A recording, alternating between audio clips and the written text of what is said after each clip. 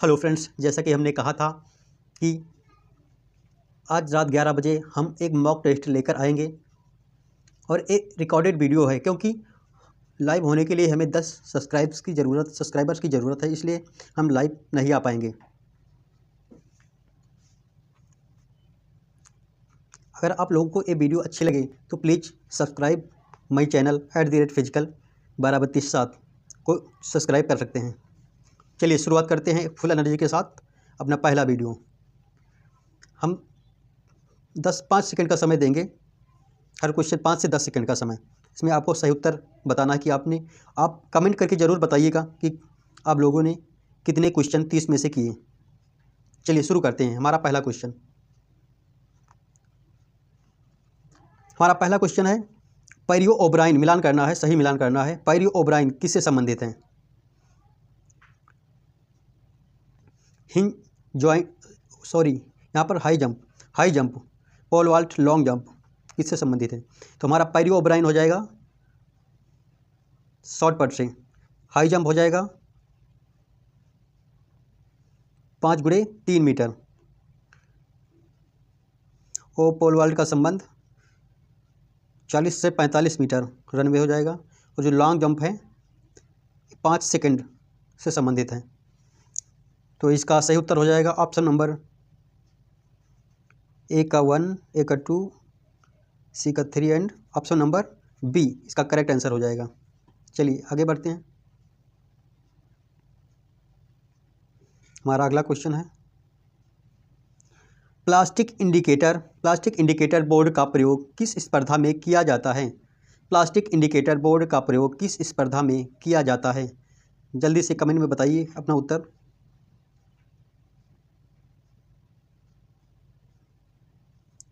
रात को 11 बजे हमने सीरीज इसलिए लेकर आया क्योंकि आप आने वाली यूपी टीजीटी तथा यूपी एलटीगेट केबीएस के लिए तैयारी कर सकें और आपका मोटिव बना रहे और देर तक आप एग्ज़ाम की तैयारी करते रहें, देर रात तक।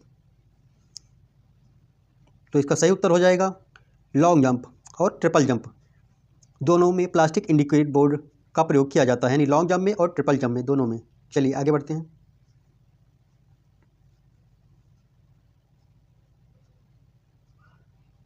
अगला क्वेश्चन है बास्केटबॉल अर्थात प्रतिबंधित क्षेत्र। बास्केटबॉल में प्रतिबंधित क्षेत्र या रिस्ट्रिक्टेड एरिया की लंबाई चौड़ाई कितनी होती है?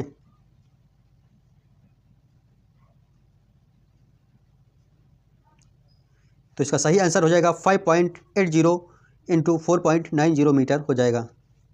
चलिए नेक्स्ट क्वेश्चन की ओर बढ़ते हैं।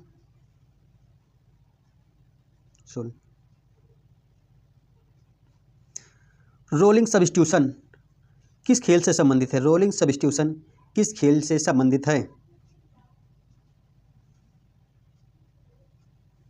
आप लोग जल्दी से जल्दी 10 सेकंड के अंदर अपना जवाब देने की कोशिश करें। तो इसका सही हो जाएगा रोलिंग सब्स्टिट्यूशन हॉकी में और बास्केटबॉल में से संबंधित है। हॉकी और बास्केटबॉल से संबंधित है। चलिए अगले क्वेश्चन की ओर बढ़ते हैं।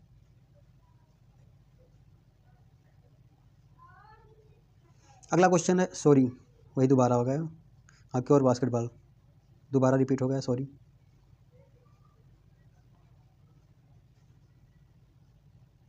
अगला क्वेश्चन है निम्नलिखित में से गलत उत्तर का चयन कीजिए। निम्नलिखित में से गलत उत्तर का चयन कीजिए।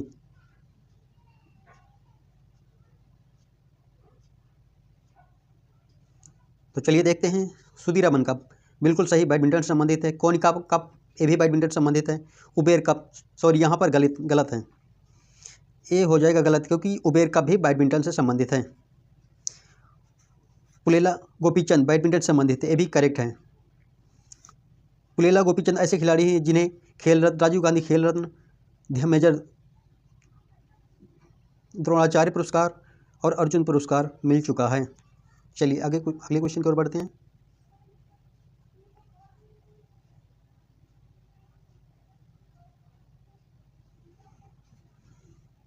अगला क्वेश्चन निम्नलिखित में से गलत उत्तर का चयन कीजिए। निम्नलिखित में से गलत उत्तर का चयन कीजिए।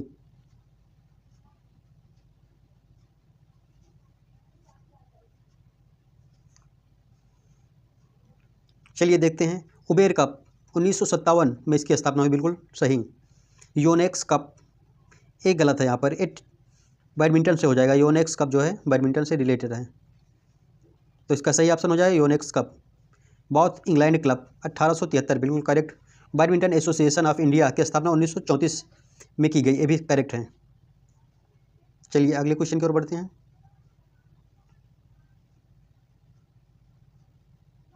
अगला क्वेश्चन है, हार्वर्ड स्टेप टेस्ट किसके मापन के लिए किया जाता है?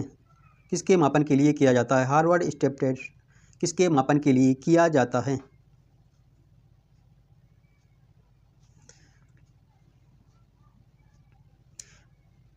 तो इसका करेक्ट आंसर हो जाएगा इंडोरेंस के मापन के लिए किया जाता है। चलिए अगले क्वेश्चन की ओर बढ़ते हैं।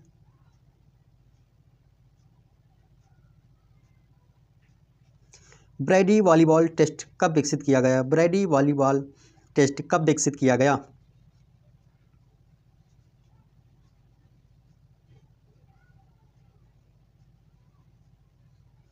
लास्ट में आप लोग बताएंगे कि आपने कितने 30 क्वेश्चंस में से कितने करेक्ट कुछ आंसर दिए आपने। और चैनल को जिन लोगों ने सब्सक्राइब नहीं किया है प्लीज़ सब्सक्राइब कर लें, जिससे हम लाइव आ सकें। तो इसका सही आंसर हो जाएगा 1951 में, सॉरी यहाँ पर हो जाएगा, सॉरी यहाँ पर होगा 1945 हो जाएगा, 1945। 1951 में विकसित किया गया था सॉकर टेस्ट, फुटबॉल का जो सॉकर टेस्ट था उसे विकसित किया गया था।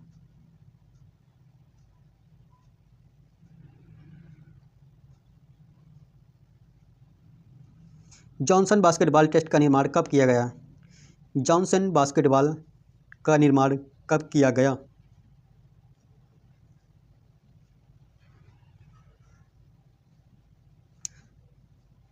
तो इसका करेक्ट आंसर हो जाएगा 1934 में किया गया, 1934 में किया गया।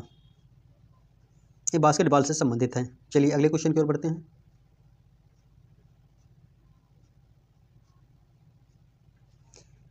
लेलिज बास्केटबॉल टेस्ट का निर्माण कब और किसने किया? लेलिज बास्केटबॉल टेस्ट का निर्माण कब और किसने किया?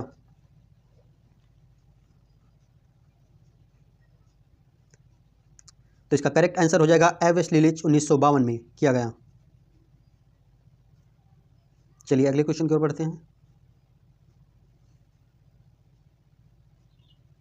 हमारा अगला क्वेश्चन है क्वेश्चन नंबर 71। रिले दौड़ के समय टेक ओवर जोन का निरीक्षण कौन करता है? रिले दौड़ के समय टेक ओवर जोन का निरीक्षण कौन करता है? तो इसका सही आंसर हो जाएगा अंपायर करता है। Correct answer umpire. चलिए नेक्स्ट क्वेश्चन पे बढ़ते हैं।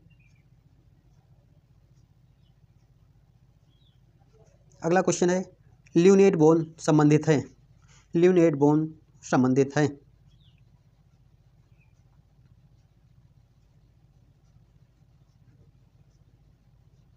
तो इसका करेक्ट आंसर हो जाएगा कार्पल बोन से संबंधित है। चलिए अगले क्वेश्चन की ओर बढ़ते हैं।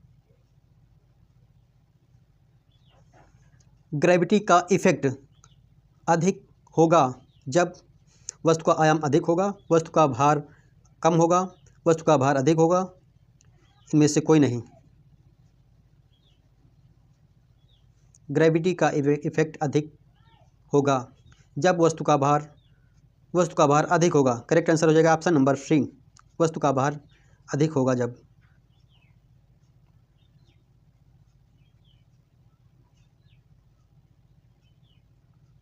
अगला क्वेश्चन है फिलोसफिकल रिसर्च को इस नाम से भी जाना जाता है। फिलोसफिकल रिसर्च को इस नाम से भी जाना जाता है। बहुत इंपॉर्टेंट क्वेश्चन है, कई बार परीक्षाओं में आ चुका है।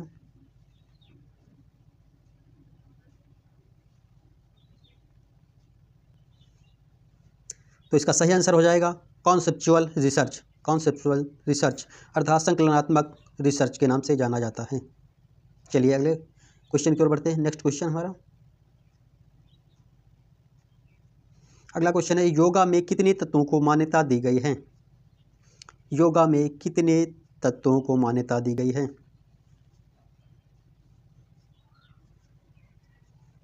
तो इसका करेक्ट आंसर हो जाएगा 26 तत्वों को मान्यता दी गई है।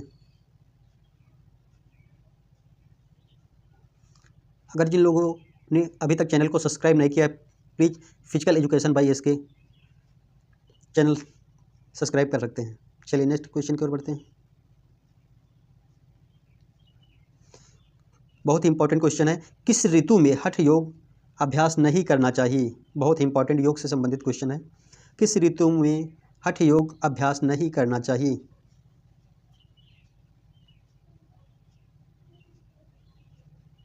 तो इसका सही आंसर हो जाएगा ग्रीष्म ऋतु और वर्षा ऋतु में इसका अभ्यास नहीं करना चाहिए। हठ योग अभ्यास वसंत ऋतु और शरद ऋतु में अच्छा माना जाता है, यानी गुड रहता है, अच्छा माना जाता है। वसंत ऋतु और शरद ऋतु में अच्छा माना जाता है, जबकि वहीं ग्रीष्म व वर्षा ऋतु में अभ्यास नहीं करना चाहिए हठ योग का। चलिए नेक्स्ट क्वेश्चन।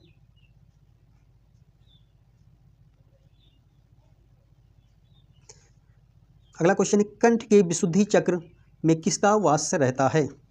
कंठ के विशुद्धि चक्र में किसका वास रहता है।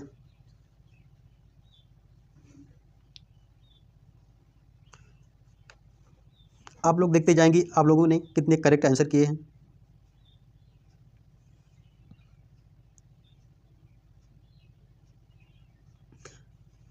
तो इसका सही आंसर हो जाएगा माँ सरस्वती का वास रहता है।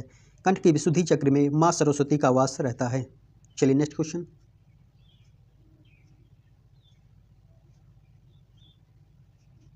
अगला क्वेश्चन है, नाद बिंदु उपनिषद के अनुसार अग्नि को किस नाम से जाना जाता है।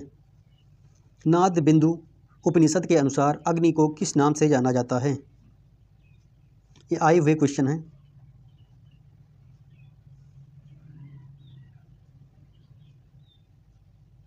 तो इसका सही उत्तर हो जाएगा आकार के नाम से जाना जाता है। मकार सूर्य को, जबकि उकार वायु को माना जाता है।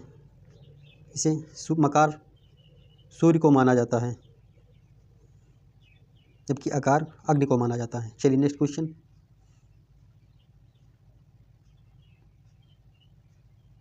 हमारा अगला क्वेश्चन है, विशुद्ध चक्र से कितनी कलाओं का ज्ञान होता है। विशुद्ध चक्र से कितनी कलाओं का ज्ञान होता है।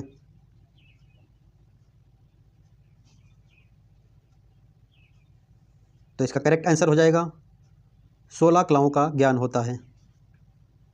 चलिए नेक्स्ट क्वेश्चन।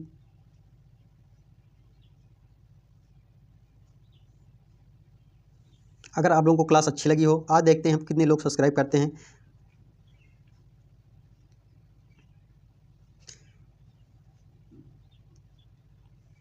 और एक क्लास अगर आप लोगों को अच्छी लगी हो तो अधिक से अधिक ग्रुप में तथा अपने दोस्तों को शेयर करें। हमारा अगला क्वेश्चन है, गोरच संहिता, क्योंकि बहुत ही इंपॉर्टेंट क्वेश्चन हमने बनाए हैं। लगभग 1 से 1.5 घंटे इन क्वेश्चनों को बनाने में लगा है समय। गोरच संहिता में कितनी मुख्य नाड़ियों के नाम बताए गए हैं। गोरच संहिता में कितनी मुख्य नाड़ियों के नाम बताए गए हैं। तो इसका करेक्ट आंसर हो जाएगा ऑप्शन नंबर ए 10।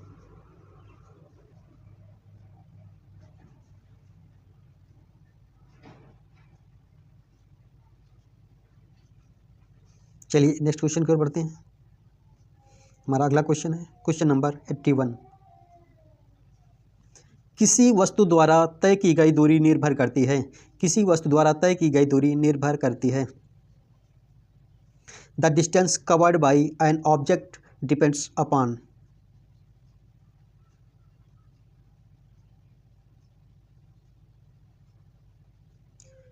तो इसका करेक्ट आंसर हो जाएगा प्रारंभिक वेग पर, इनिशियल वेलोसिटी प्रारंभिक वेग पर निर्भर करता है। चलिए नेक्स्ट क्वेश्चन। हमारा अगला क्वेश्चन है, हांसेन डिजीज किस रोग को कहा जाता है। हांसेन डिजीज किस रोग को कहा जाता है।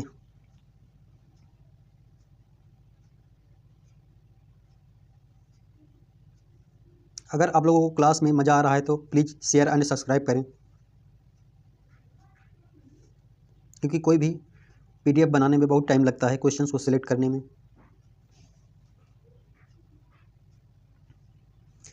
तो इसका सही आंसर हो जाएगा लेप्रोसी, कुष्ठ रोग कहते हैं इसे, कुष्ठ रोग। इसे हांसेन रोग के नाम से भी जाना जाता है। चलिए अगले क्वेश्चन को बढ़ते हैं। हमारा अगला क्वेश्चन है, बहुत ही इंपॉर्टेंट क्वेश्चन है। इंटरवल ट्रेनिंग द्वारा स्पीड इंडोरेंस डेवलप किया जाता है बढ़ाने के लिए उत्तम रिकवरी का समय जब पल्स रेट की गति नीचे आती है।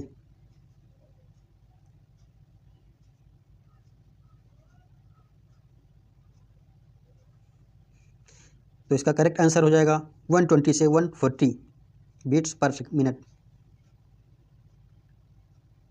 चलिए अगले क्वेश्चन।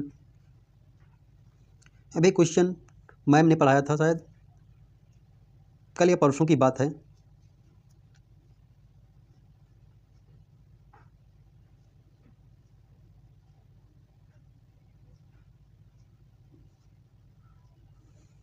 अगला क्वेश्चन है, शारीरिक शिक्षा के इतिहास में सिंधु घाटी सभ्यता की समयावधि क्या है?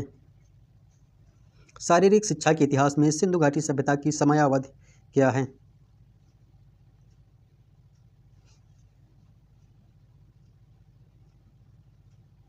तो इसका करेक्ट आंसर हो जाएगा 3250 से 2500 ईसा पूर्व। चलिए नेक्स्ट क्वेश्चन।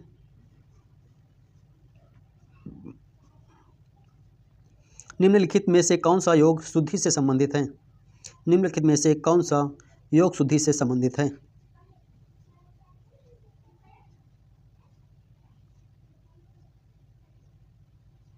तो इसका करेक्ट आंसर हो जाएगा हठ योग, ऑप्शन नंबर सी। चलिए अगला क्वेश्चन।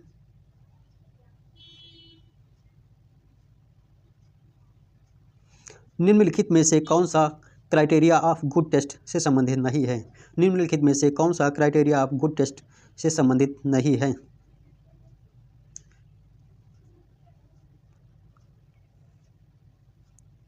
तो इसका करेक्ट आंसर हो जाएगा सब्जेक्टिविटी, क्योंकि objectivity, reliability and validity criteria of good test के लिए माने जाते हैं। चलिए नेक्स्ट क्वेश्चन।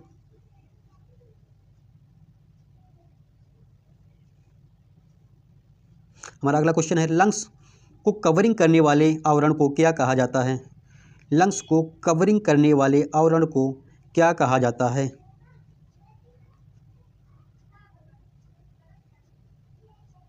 तो इसका करेक्ट आंसर हो जाएगा प्लूरा कहा जाता है। चलिए नेक्स्ट क्वेश्चन।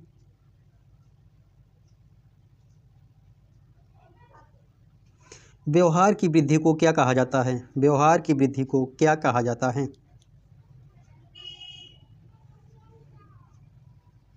तो इसका करेक्ट आंसर हो जाएगा डेवलपमेंट, अर्थात विकास कहा जाता है। चलिए नेक्स्ट क्वेश्चन। हमारा 89 क्वेश्चन है, क्वेश्चन नंबर 89। थॉमस कप की शुरुआत किस सन में हुई? थॉमस कप की शुरुआत किस सन में हुई?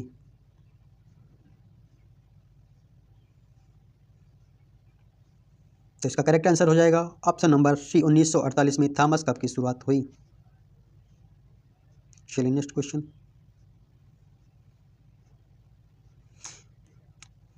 हमने अपने ग्रुप में भी क्वेश्चन डाला था, खेचरी मुद्रा से संबंधित है। तो इसका करेक्ट आंसर अमृत योग से संबंधित है। तो आप लोगों को एक सीरीज कैसी लगी? अगर सीरीज अच्छी लगी हो तो लाइक एंड सब्सक्राइब करें। हमारा चैनल है @physical 12327। Thanks for watching.